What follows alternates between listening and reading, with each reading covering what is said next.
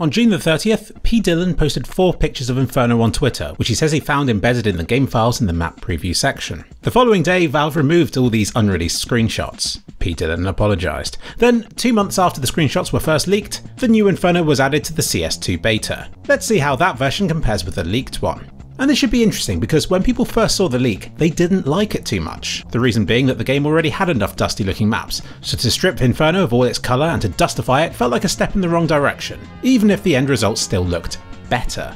Well, as you can see, the yellow hues of the leaked version have been swapped out for a more neutral white colour, and the browny foliage has been made greener, and more of the walls have been given bright, colourful colours. So while my first impression was that it still wasn't quite as colourful as CSGO's version of the map was, my second impression is that it's more colourful. It's just that it favours lighter, more delicate pastel colours than CSGO with its deeper, more contrasted look. The CS2 version of the map certainly sits closer to Italy than Dust in terms of dustiness, and my concern now is less that there are too many dusty maps in this game, and more that there are too many set in Italy. At least it isn't France. So let's go through the changes since the leak, starting with Bombsite A. And well, not a lot has remained the same since the leaked picture. What we eventually got looks much cleaner and with simpler looking textures that I feel would be less likely for players to camouflage into. We've lost that high wall on the side of the stairs leading up to Graveyard, which served as handy and an often sneaky area of full body cover. And once you reach the top of the stairs, it seems like they did away with the railing entirely. Here's how it was in CSGO.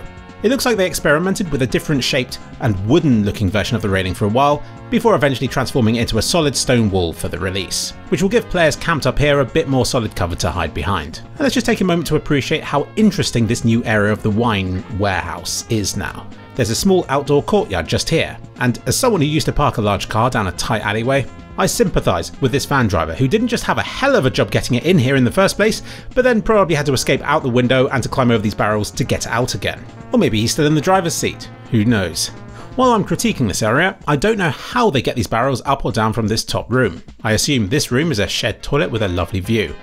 And the new red tiles on the site don't just look more striking than the dusty bricks that were there before. They'll also sound different, helping players to locate where footsteps are coming from better. It isn't too easy to make out from the screenshot, but there's wood along the back of the site now, adding yet more variety to the footstep sounds in this area.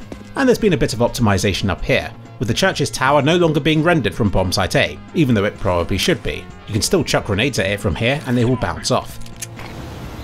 Now for this screenshot, and you can see again that the yellow walls and lighting have been swapped out for a more neutral, whiter look. They've added back in the barrel here, which used to be in this spot in CSGO, and all these windows have had their shutters randomly positioned instead of their previous perfect look.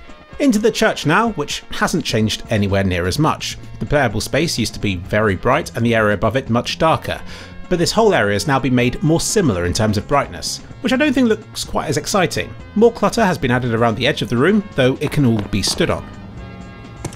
I like these new chandeliers, but I do find it strange that you can only see the pointy crowny bits on the near side.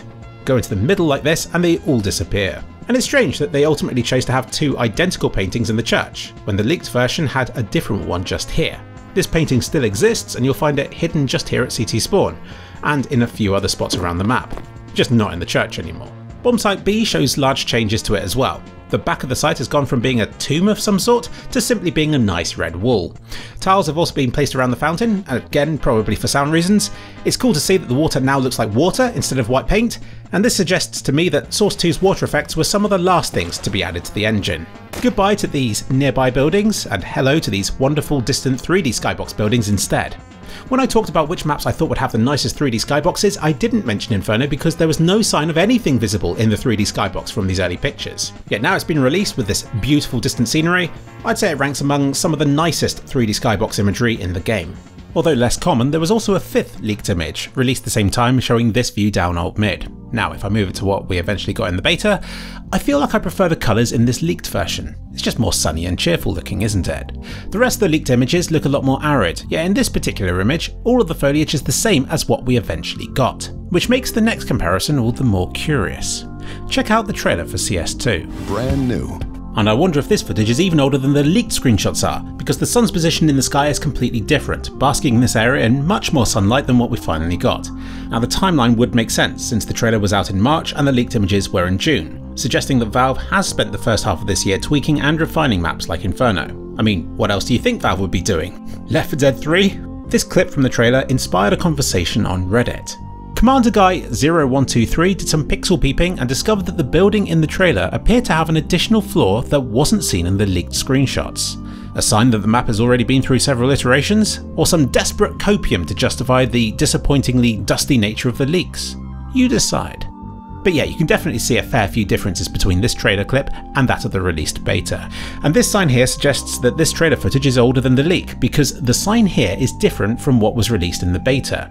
Almost like it's using earlier placeholder assets instead. Meanwhile, the sign we see here in the leaked screenshot is a lot more similar to the final thing, indicating that by the time these leaked images had been taken, the map had reached quite an advanced stage where it had already transitioned away from using the placeholder text model. It's hard to say for sure because we're not comparing the same side of the shop anymore, but that's the lore I'm going to go with. In short, CS2 isn't even out yet, and yet we've already seen 3 visually different looking versions of the new Inferno.